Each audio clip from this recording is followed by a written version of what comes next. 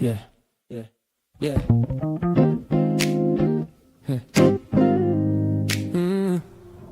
Yeah. It's percolating. Good morning. Yeah. Good morning to the people on Facebook. Good morning to the people on IG. Good morning to the people on the YouTube. Good morning to the people on LinkedIn and Twitter too. Java. Percolating. Get a vibe, stay ready. Truth in the cup, keep it strong, keep it steady. Pull up a chair, yeah. Take a sip it with me. Good morning, good people. Java with Jimmy. Good morning. Good morning. Yeah, the love percolating. Java with Jimmy. Good morning, good morning. Good morning. Yeah, yeah, yeah. Good morning. Yeah, the love percolating. Yeah, Java with Jimmy. Good morning.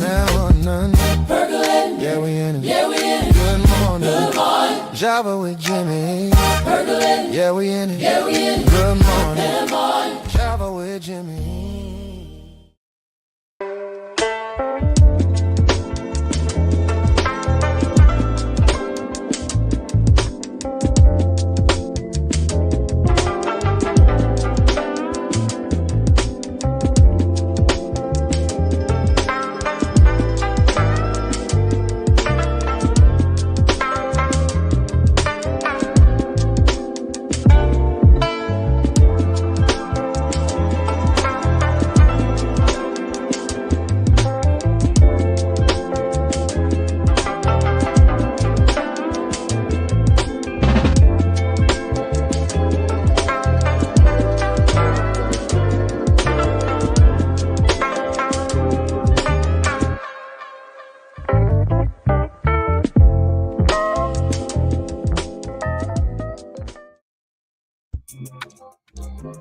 Good morning.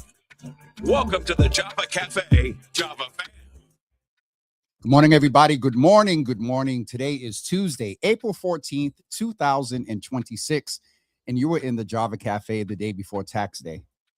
And if my tax consultant is watching, I got the email, I got the bill, and I'll be taking care of you today. It is April 14th. It is Testimony Tuesday. And today, some of you have seen the link, but I want to make sure that everybody sees it and we can watch it as a family and Java Cafe together. A few weeks ago, I had the opportunity to go to jail. I went to jail. I went to Suffolk County Correctional Facility, Suffolk County Jail, South Bay, as most of us know it in community. And I had an opportunity, and I did not know that I would be the first guest for their podcast called Locked In. I like the theme and the title. And I had an opportunity to be interviewed by a young man who, is an inmate there.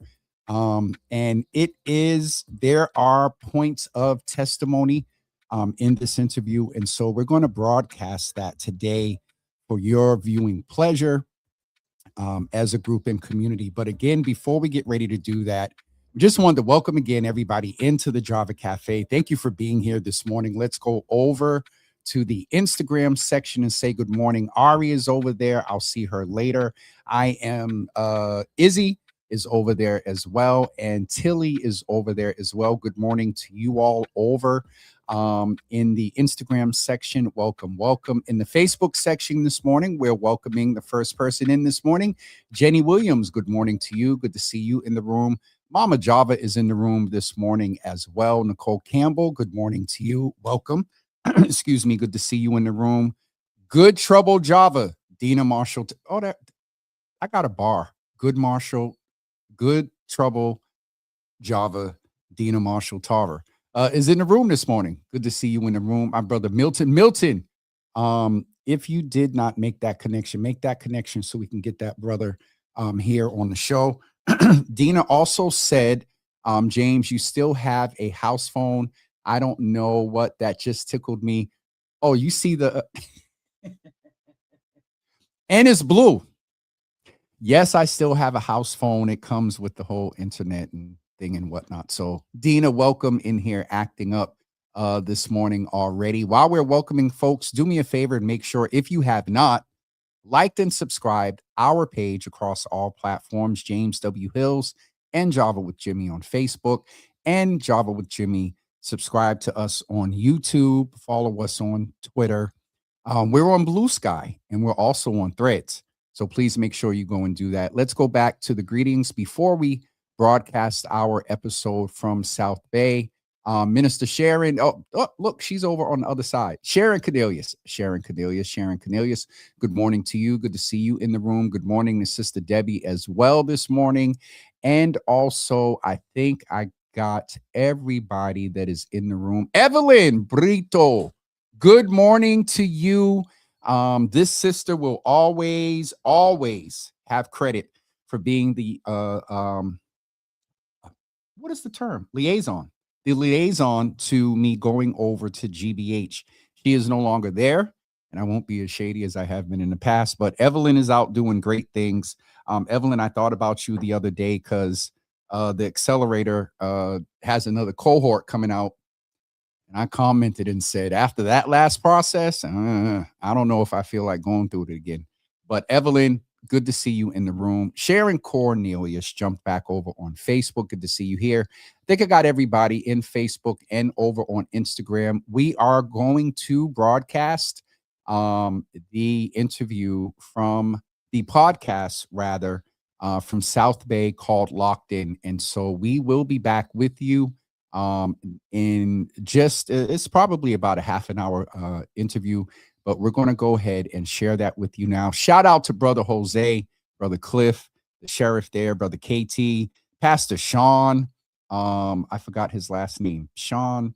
Oh, Jesus. I can't remember his last name, but saw some folks that I know from community that are correctional officers, services providers, case managers. And so we're going to go ahead and share that interview with you now called Locked In. Evelyn said, do it anyway. Evelyn, I'm going to behave and go ahead and share this interview with you. I won't say there's shade. There's some things revealed in this interview. We'll be back with you right after this interview with Brother Jose from the Locked In podcast at South Bay County Jail.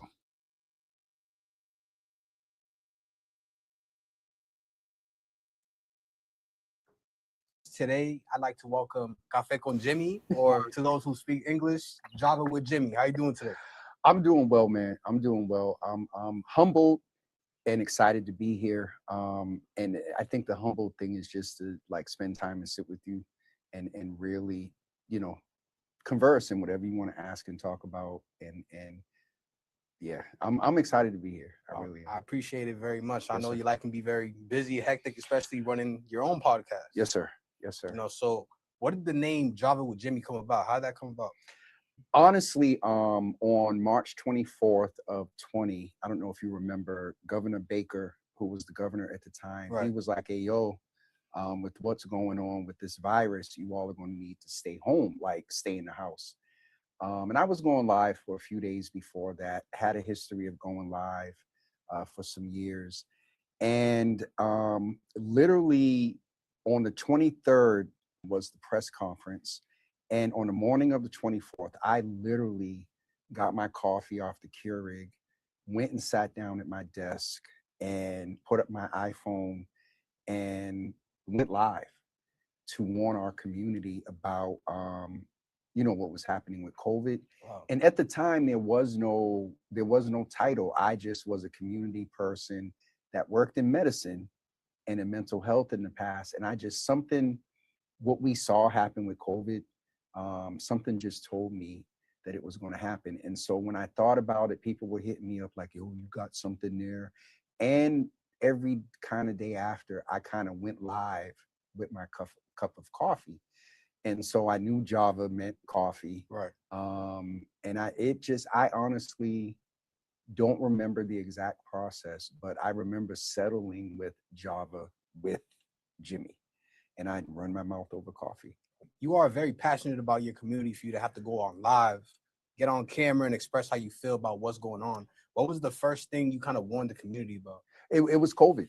It was okay. COVID, along with a lot of people didn't understand addiction. Governor Baker was shutting down salons, barbershops, different venues, but not liquor stores.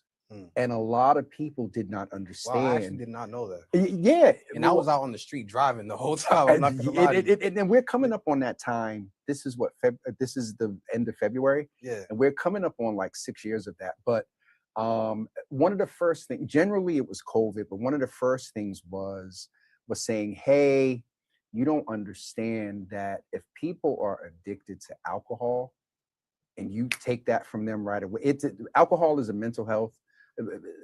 Addiction is a mental health thing, but alcohol and some substances, if you just take that right away from people, they can go into shock, they can go in withdrawals and all that. And so that was one of the first things.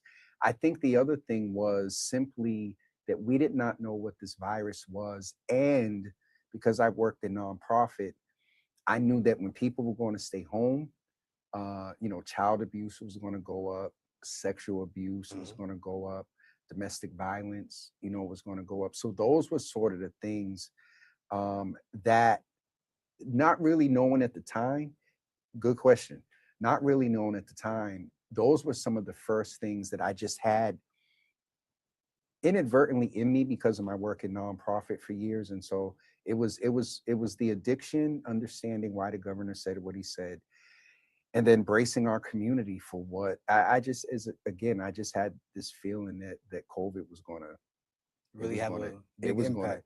Huge impact. Wow. So you just said that you owned a nonprofit. Tell me a little bit about that. I didn't own one. A lot of people have encouraged me to start one because the nature of my work, when you mentioned the passion about community, right. The nature of my work is community. But, nonprofit, it just has a lot that comes with it. I've worked in nonprofit, and I'll count my time as a peer educator back in Bromley Heath. From about the age of 11, I've been around nonprofit in the helping field. And so I've worked from being a youth advocate, intensive adolescent services provider. Basically, I've had the DYS side of things, and then now they call it DCF side of things.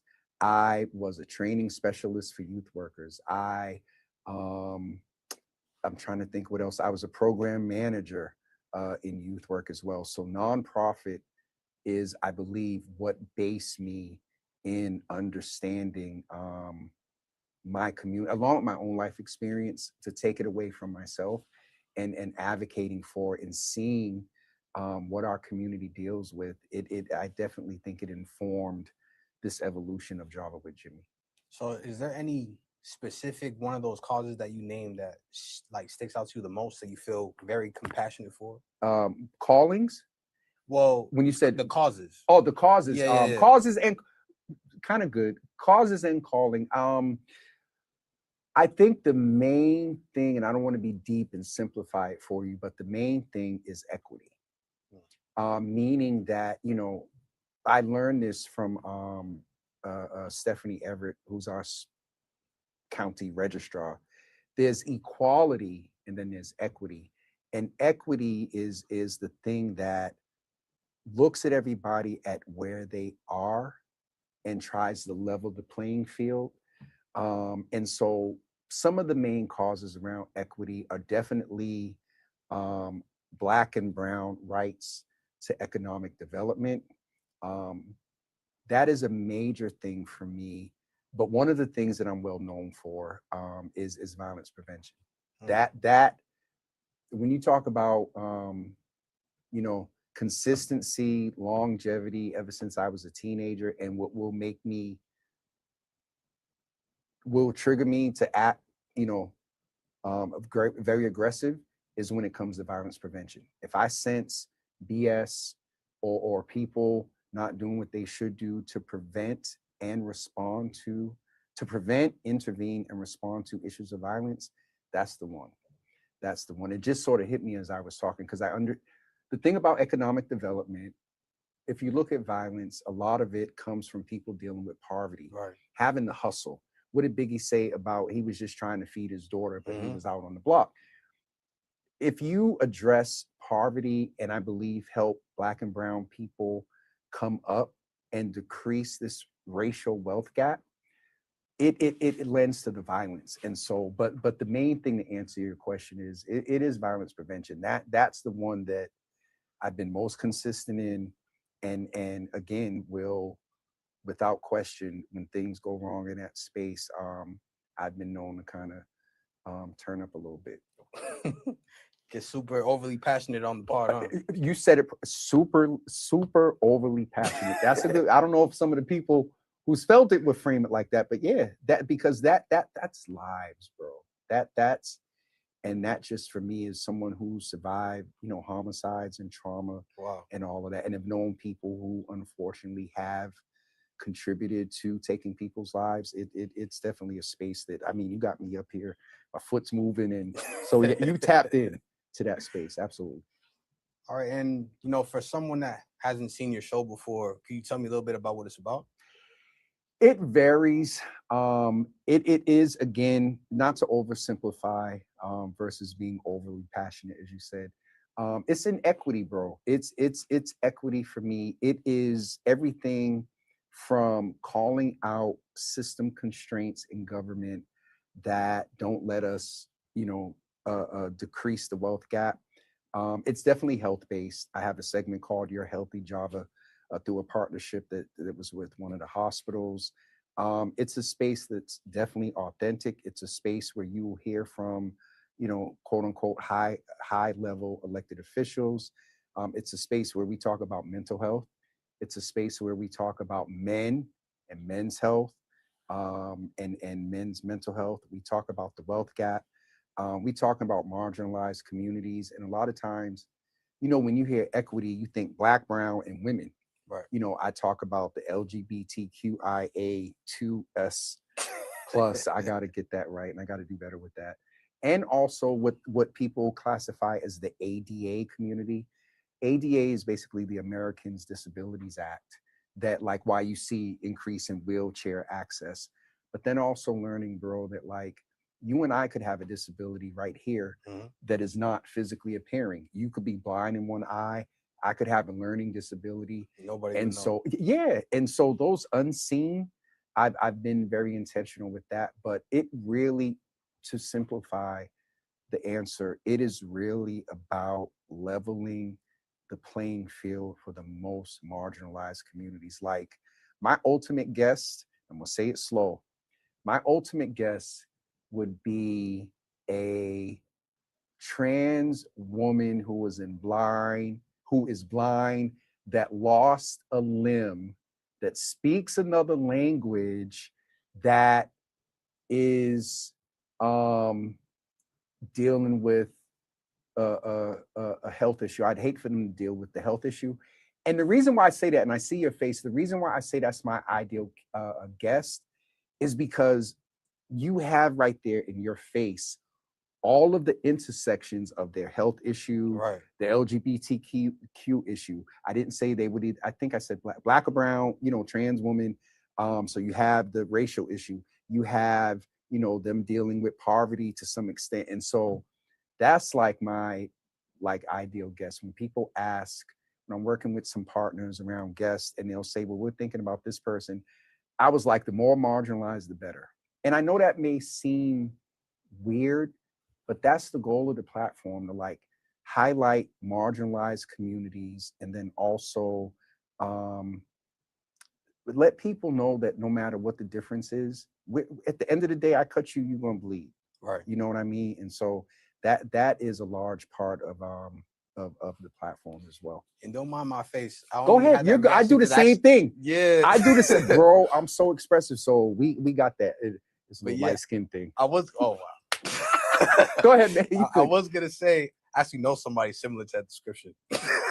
So at some point you might need to connect me with them, because I got an award Friday and it talked about telling the story. Oh, really? And while I appreciate it for me, I received that award with the ability to tell other people's stories. And so to that point, like connecting with someone like that is that for me, like I'd be sitting on camera smiling. I hate what they go through, But for me, the benefit for my audience, one, there's a benefit for them to tell their story and people know them as a human, despite whatever marginalization. But then my audience is getting to see how these marginalizations intersect, how people, despite what they're dealing with, are still, surviving and then trying to get to a point of thriving. But not that maybe you need to interview them, after you get unlocked. Did you ever think, like, when did you start to realize that your podcast was becoming bigger than when you thought it could be? Honestly, no lie, 2 years into it. Really?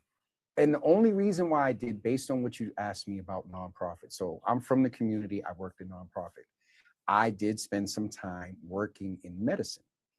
And I'll explain this for a couple of seconds. I worked on the admin side of a pulmonary, which is the respiratory, chest, and critical care fellowship. That fellowship staffs or trains the doctors that works in the ICU. Where were most of the patients during COVID? In the house. No, the patients. Oh, the patients. Yeah. What part of the hospital were they in mostly during COVID? ICU. So keep that point, from community ICU. Additionally, before the hospital, I worked for Mayor Menino. Oh, really? I was a Fed for a while at the Department of Health and Human Services at the federal level. And then I also was an advisor and a member of Governor Patrick's team around anti-crime, and then also the youth council.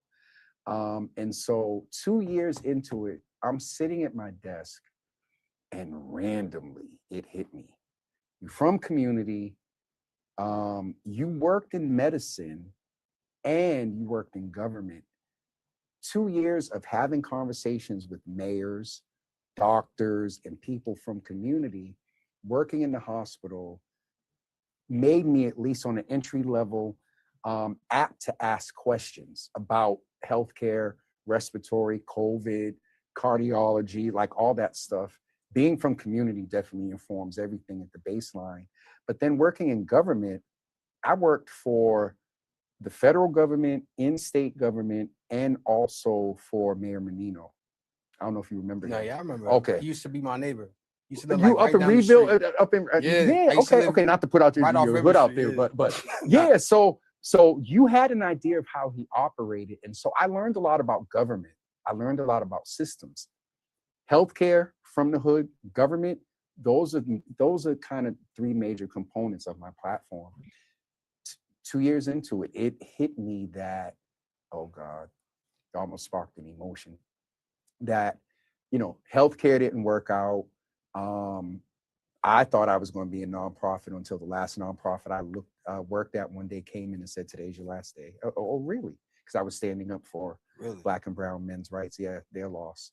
But that 2 year, it just hit me, that 2 year period, that my path, though sometimes was rocky, it led to me being impactful, in this space. So you sparked an emotion. That's a good interviewer. And also I want to piggyback off of, you said that you interviewed and had little conversations. Well, not little conversations. Yeah. Apologize for that. You're good. With important leaders. Yep. So how were you able to build that trust with them? I don't think no one's asked me that before. Trust versus relate. So to answer your question, that trust is there because of relationship. From community, I've worked hard to get a lot of these people elected before the platform, but more with the platform. And they know that if I'm aware of, first, if I can be helpful to them in their mission, but then also all of them know that there's a level of accountability. So I think when you ask, no one's ever asked me about trust before. When you talk about, trust, I think it's because they know they can be real with me as human beings. Like when they come on the platform, the first question I ask is, Mayor Wu, Michelle, Ayanna, I'm sitting with the governor tomorrow. It's going to be Maura. As a human, how are you doing? And I think for the electeds, and that I think helps humanize them to the public. They appreciate that. But I think more so, bro, it's what goes on off the camera. all of those people I named get, emails, phone calls, the governor more maybe through other people, but there's the ongoing relationship and communication that I have with them, that when the camera goes off, they know that I'm going to follow through if there's an accountability issue. And they also know, sometimes very much unsolicited, if I'm hearing something on the ground from community, I'm like, hey, y'all need to be aware that this is a buzz that people are concerned about, so it's I guess through relationship that they have that trust of me. And I think more importantly, though our community is not a monolith, and though I'm not talking about everybody that watches Java with Jimmy, a majority of the people have trust in me, and I don't take that lightly. I don't always interview the way everybody wants me to. I'm not always as rough and tough on elected officials, but I think, to your point, that was a good question. To your point about the trust, is they know that they will come into this space with hospitable accountability, and they can trust I'm going to be real, but I'm not going to be at them, versus asking a question with the passion that you see. But it doesn't accomplish, in this space, it doesn't accomplish a lot of the rah-rah of asking a question to get a real answer. If they can't see past the rah-rah, our community doesn't get the answer. So that's sort of my approach to keeping the trust with them. And that says a lot, because you'd imagine you being an important figure, especially within our community in Massachusetts, that it's really easy to edit any kind of footage just to paint a bad picture. Yep. You actually helped me with something about the editing in the live. You were talking really? about, yeah, because I think what I said to you was, I don't like editing. But what you said to me was, the live keeps the authenticity, because I don't edit that much or break nothing. So you actually just helped me with like staying with that, because I was going to get into it. Some things I will edit, like put on YouTube and like make it all pretty and whatnot. Right. But no, you just helped me with the fact of staying with the live keeps the authenticity with the guests. And so some people may say that's a no-brainer, but yeah, because we don't edit anything out that was said. You know what I mean? So good luck. Already. And are there any other pathways that you ever thought about taking on your platform, that different subjects? Or yeah, like I cook. Like I have a hashtag called Java with Jimmy's Kitchen. I have some sub brands. Your Healthy Java, which we focus on all aspects of health. I have Java. I'm gonna say that for last. I have one that I haven't tapped into a lot that I really need to tap into, is called Black Java, no sugar, no cream. And Black Java, no sugar, no cream. It's just about. And then the last one is Java After Dark. Dark. Yeah, I'm about to explain. So, during the day, regular Java with Jimmy, I have a cup of coffee, and, it's in the morning at 10 o'clock. Right. Java After Dark, espresso martini. You might hear a few 4-letter words. We've had sexual conversations from a preventative side of preventing STIs and whatnot. But we've had some very provocative Java After Dark. I'm just going to keep it real. It's like you're ratchet, not ratchet, but like it's the unfiltered. Right. But we've gotten ratchet and made some jokes and stuff in there. And quick question, not to cut you off. Go, you good? Are you still able to monetize that? So good question. The platform itself has monetized. The biggest monetization is within healthcare, with entities that want a deeper reach into community. The After Darks and them don't necessarily monetize. Like I'm not monetizing on YouTube. Right. Facebook sends a little check every now and then, because that's the biggest active platform that I'm a part of. But the After Dark, I haven't moved into a Budden or Noriega yet. Drink Champs and Joe Budden. Right. That is a goal, but I guess the only thing that I will only go but for so far with the ratchery. There are people that have that niche, and and it's no judgment. It's just that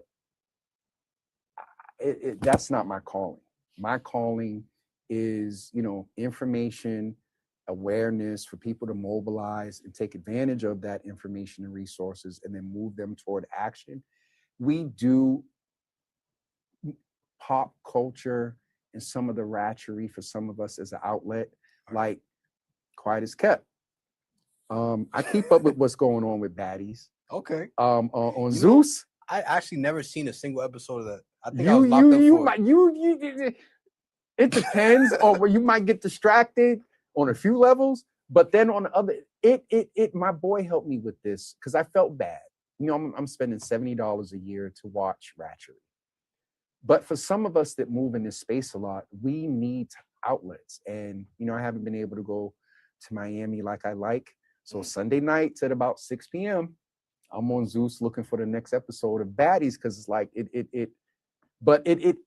my point is there that all aspects of this has its place, and those that monetize around the ratchery, shout out to them, and those that monetize a little less on our side around like positive and whatnot, because my type of platform isn't a clickbait platform. Unless I'm on screen going off on somebody, oh my God, then everybody's liking, sharing, and giving a lot of energy because and which I don't understand why that attracts. So I do monetize, but not in a manner that like After Dark has like, I don't know, Hennessy or whatever hitting me up talking about, you know, we want to sponsor you because you got 2 million followers. Not yet. Not yet. It's coming, but not yet. Speaking into existence. Yet. Let me find out you got it. Where's that found? No, sir. Speak those things that are not as though they were. Come on, sir. You got to manifest on that metaphysic type level. You know, the comments, whenever you go on live, do they ever get overwhelming? Especially having to read them on live. Like I always watch Kai Cenat's, I don't know if it's a stream or a podcast before I got locked up. Mm-hmm. You would just see the comments just. So I don't allow the platform that I use to stream, it does now allow the comments. I never checked that because of the nature of the people I have with the electeds, because of the subjects that I talk about. There's potential, and it happened today on IG when I've had like Ayanna Pressley on. Oh God, when I have Mayor Wu on, the racists are in their Twitter, really? They're in there like, and so I don't show them on the show. But as I said earlier, like the screen is right here, and to the right in the app, I can see the comments. And every once in a while, I'll look over and like I'll see one that either pisses me off or distracts me. Certain guests, I don't even look at the comments because I know, like I like to engage, and I know it will throw me off. Like today, I looked at a couple of the guests when Ayanna Pressley was on. I looked at a couple of comments rather when Ayanna Pressley was on. But most of the time I was centered in on her. So to answer your question, even not seeing them on screen for the public, I still see them. And yes, sometimes it does get overwhelming because I have to acknowledge that people are engaging, pay attention to what they're saying. But for example, comments are 17 seconds behind. Then if they're talking and I give a little bit of commentary, I'm like 3 minutes behind. So when I go look at the next set of comments, I'm behind, and I'm realizing that it just messes with the conversation. So that's something I just realized like literally 2 weeks ago. I timed it. I was like, wow. So it is overwhelming to me, the host, versus, you know, letting the audience go free for all in the comments. Cause I'm afraid sometimes people will be offensive. And then some of my audience, they'll let it all. They'll clap back. My mother, for one. Somebody said something one day and she started off, "That's not nice. We're wonderful in here." And I don't remember her exact words, but by the time she got to the third comment, my mother was about that life. You know what I mean? So I don't want that engagement on a negative level on the platform. Well, I can respect the fact that you don't let it get to you like that either. Because I know me personally, I might have to turn that comment section off. It gets to me, you know? It's after. Oh, after. It's after. And it's not the strangers. You know what gets to me is the people that I've been in fellowship with, the people that I've worked for, broke bread with, advocated, and we built things, and they get on comments and start all that stuff. Really? That's the comments that to be very honest with you. That gets to me. Strangers, racists, Doesn't matter. homophobes, misogynists, they are who they are. It's the comments that get to me, not so much on the live. It's the I hate to say the word haterism, but here of late I realize that haters they're real. Yeah, it's They're always the definitely ones real. right next to you too, huh? In the last 2 years, Jose, that reality, it changed it changed me. It changed me. I think for the good, but the process of it almost took me out of here. Like I I I changed a lot. A lot. And I think this is the first interview where I've really like admitted and yeah, you talk about trust. I'm not as trustworthy. Um, I'm skeptical. I protect my peace at all costs. Um, I question motives of people like I never had before. I'm a little more financially conservative. But it those getting to your point, the comments off the live are the ones that those are the ones that I gotta like take the high road and um be the bigger person, you know. Yeah, it But takes a lot. like sir, because there's a side of me that can clap very easily. So, what do you think happens when people feel seen and heard, especially coming from an important figure coming on your podcast? Um, I struggle with the important figure.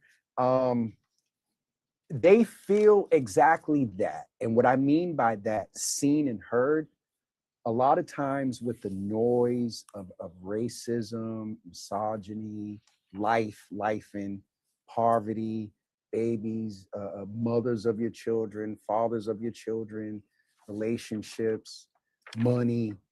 Um, to be seen and to be heard, I think affirms one, the person's humanity, that despite everything that they're dealing with, that there's someone that wants to hear their story, that will promote and amplify their story. So people see the struggle, but also the accomplishment. And even if the accomplishment is in progress, seeing those individuals, I believe, are encouraged by being seen and heard, but so are you. You hear a guest and you identify with a struggle or something that they've been through and hear their success, you get a little more encouragement to be like, well, shit, well, I don't know if I can say that. If they did it, so can I. You know what I mean? So the individual, I think it builds their confidence. To be very real, for some, it builds their brand. I'll just be honest. But more importantly, it's the fact that someone is paying attention to them, either to their work, their life story, or their impact. I think that that is a huge part of being seen and heard. And speaking on impact, what kind of impact do you hope your show to continue to make? um, it's interesting because, as I mentioned, I started in COVID, and when our current administration, federally, I say Ronald Dump, got back in the office, I felt that same call, just with the impact of what we see now, his policies and how he's coming after folks that look like us. Right. So I want to increase my impact in a manner that I'm looking at your setup, that I present in a manner like this.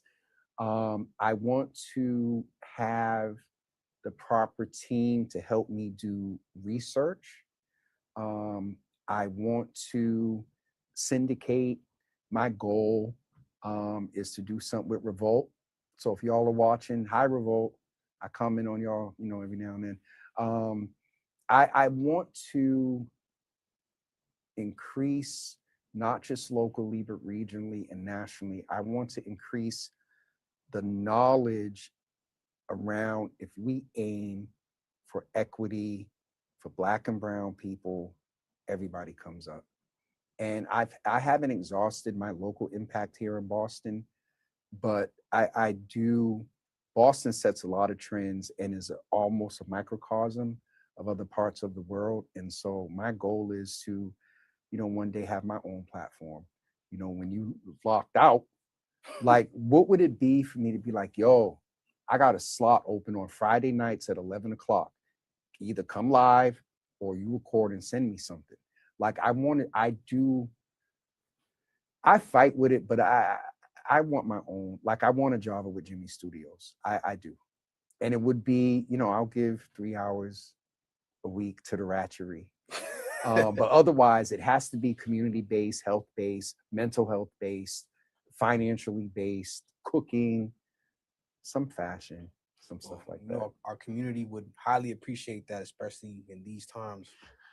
Like you said, we need less of the ratchetry, especially in this day and age where everything's just all negative. And everything you see on Instagram is just, I want to say, what's the word I'm looking for? It's a bunch of like first person syndrome, and Can I ask you a question? Yeah. What do you mean by first person syndrome? So that's actually a term I learned in jail. Okay. It's like you're not presenting any of the negative aspects of your life, but you're only showing the positive, and it's not very healthy because coming from a third person's point of view is just going to show that their lives is perfect, and it kind of makes you judge yourself. And you know what I mean? That's so deep. From one of the first things I think about there is a lot of people talk about social media and the little girls that feel that they have to model themselves. Bruh, that's us too. I often open up Instagram and see dudes on there all buffed, and I'm like, it's a challenge, period. But I like that about the first person piece. And we put on social media what we want.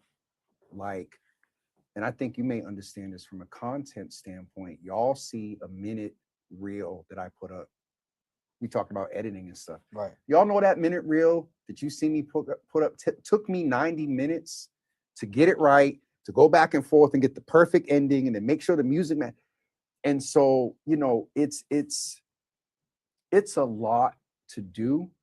But I think to your point about, positivity and I guess it comes to, what's the end game of that first person presentation that people are making on social media? We don't, nobody wants to promote anything that's negative, but I think, why does showing a struggle, either you accomplished it or you're in the midst of it, why is that negative? You know what I'm saying? We as a society, we if we're not 100% perfect and every I is not dotted and every T is not crossed, that's an issue. I think it goes back to humanity, because we are probably the most imperfect species that God created. Right. So that was good. Like, I like that first person piece versus what's really real. Yeah, because I've had those debates with a few of my other friends on my unit, and they'll usually say, well, why would anybody want to post anything negative about their lives? And I feel like that's a good point too. It is, but it's like, it's us as the consumers, bro. Because like, as much as it's weird because we just talked about we'll consume Ratchery TV. You're helping me with something real time. We'll consume Ratchery TV when it's about somebody else, but we don't want to have that same display and have other people's observe our Ratchery. I'm walking out of here with a few nuggets today. That's dope. That is definitely dope. So kind of to close off the interview, what's a piece of advice that you'd give to someone who wants to start something meaningful in their community? My first gut reaction is pray. I'm not active in it, but I'm a brother of a Christian, spiritual belief. And the reason why I say pray is, if you're really in it about community, when the lights haven't been turned off, thank God. When you're cold for a couple of days because you can't get oil, where you can't go out, and my self-care is based in expensive food. I like oysters. I like all type of raw fish. When you can't do that for a few weeks, when you do get ridiculed in the comments by people that know you, the reason why I say pray first is because you have to know that you know that you know that you know that you're committed to this. And if you feel that it's a calling and a destiny, you'll have some affirmations to that. The other thing is, you want to evaluate whether what you're starting new needs to really be started. And what I mean by that is, we have a lot of people that want to help community, and though they have a little bit of different way of doing it, to start something, to finance it, to maintain it is a lot. Maybe somebody right next door to you is doing something similar. Can you join yourself and add value to something that's already being built? Because starting a business, a podcast, an initiative, a community movement, I almost said something, that is not easy. Right. And so I would say pray. I would say be sure that you're bringing a different type of added value to whatever space. And then the other thing I would say is be intentional. If it's a business end, be intentional about your business. I am a businessman. And a lot of times my business end of things goes away because you got to have balance. Fourth thing, you got to have work-life balance. I often, as recently as for the past 3 weeks, January was supposed to be my month, and I'll shut up after this. January was supposed to be my month of resetting, redoing the website, forecasting the next rest of the year. Something happened in the Black community, and for the past, what's today? The 17th, yeah. For just over a month, guess who's been caught up in 3 or 4 hour calls a day and texts and the people that help put this together, Brother Cliff, he knows about the back and forth, and I'm on this and doing that, not being able to get, I would say that you have to balance and stay focused. If you've prayed, if you still have done an evaluation and still feel that this is something that you need to start, and you get good work-life balance and be about your business, that impact is going to be there. And I will end with this. A lot of what you see here today ain't by no osmosis of doing everything right. I almost said something. Ninja, the way I'll say it is, it's been from falling flat on my face, bro, turning about as red as this thing, out mistakes, out of major mistakes. I guess the one thing that has allowed me now to be more impactful is the fact that I started to realize, okay, you keep doing it this way and you expecting a different outcome. They say that's insanity. And so those are the last things I'll leave you with: to pray, to ensure that what you're going to start is going to bring added value, have balance of staying focused. And if it ends up in a business, be about your business. Dot every I, cross every T, do your taxes on time. Who said that? And be willing, as much as we talked about trust, once people get past a certain filter and evaluation, be willing to accept help. That's a big one for me, brother. That because of lack of trust, yeah, and because and again, I think it goes a little bit of that light skin thing, because we think we can do everything, bro. We think we can do everything, and it's that pride, man. I have high pride. My mom tells me that all the time. And it's good. We should have a healthy sense of pride. Yeah. But when it gets us to the point where we don't feel like we can take help, or we need, not only take it, we got to acknowledge that we need it. And then when it presents itself, are we going to take the help? Man, please, we'll be here for another 2 or 3 hours. Can I come back? Definitely. And we could switch. I'd like to love that. Okay, I'd like to interview you. Oh, thank you. I would. I'd like to hear some of your story and talk about your journey into sitting and doing this. So we're not going to, your producer is not going to get aggravated and we switch this up right now. So I'll let you do what you need to do. Well, thank you so much for coming in today, Jimmy. Man. I appreciate you, it, brother. Yes, sir. The game all you gave day. Us. Yes, sir. No, we're locked in.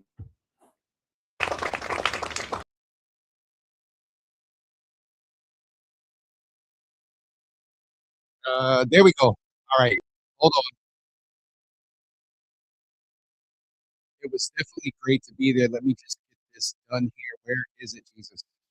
Well, I should keep showing that video. That was me speaking at the violence prevention press conference last year. How much difference does a year make? And I'll just leave that right there. I want to thank Brother Jose and Brother Cliff, the producer, that allowed me. I again did not know that I was their first guest. Like that is humbling.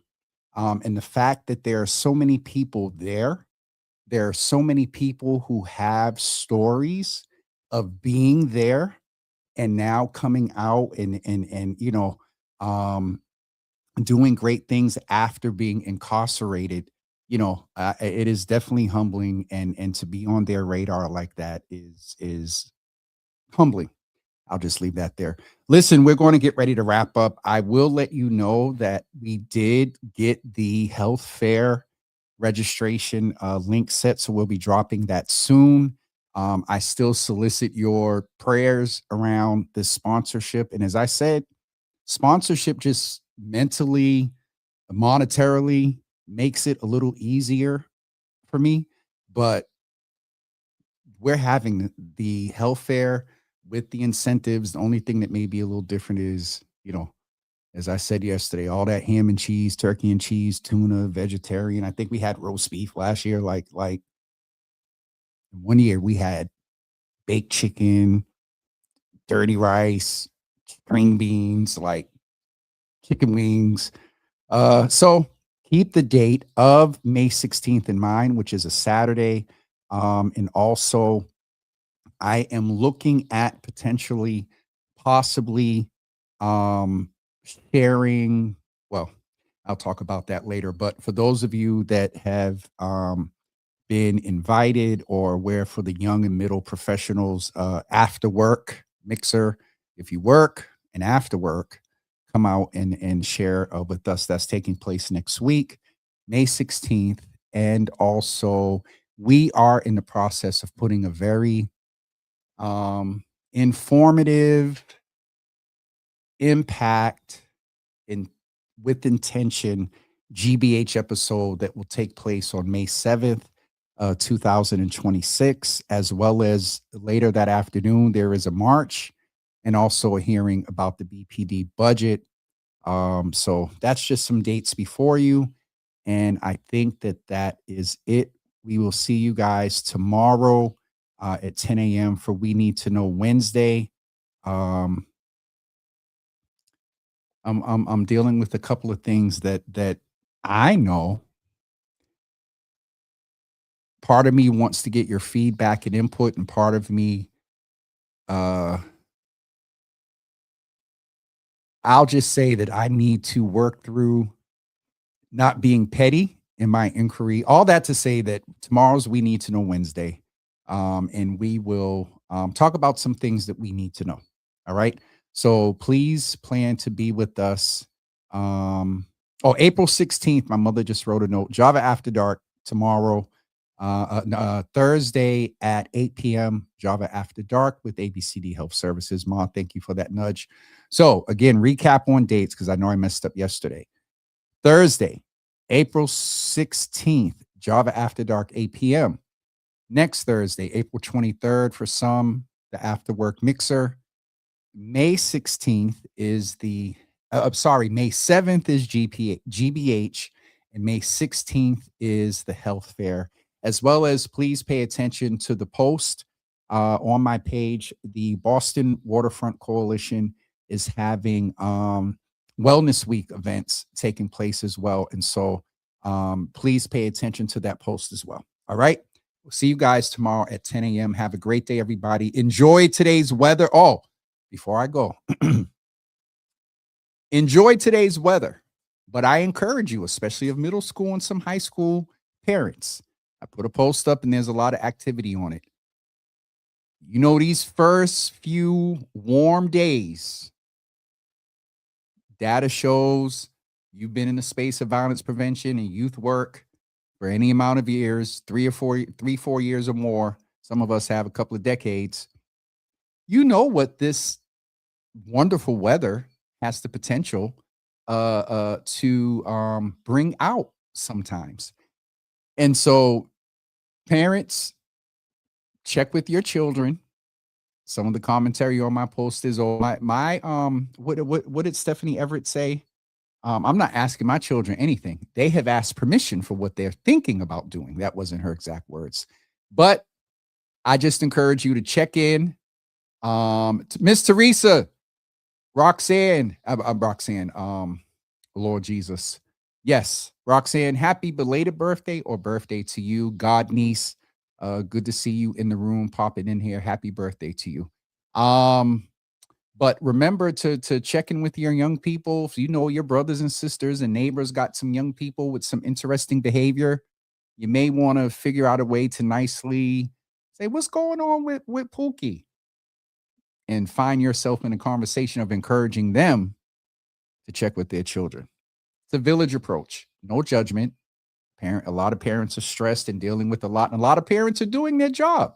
Don't forget, some of this behavior from our young people is one, natural. We did it. I will just say that we weren't out there fighting with police and stuff. So, all right. See you guys tomorrow at 10 a.m. Peace, everybody.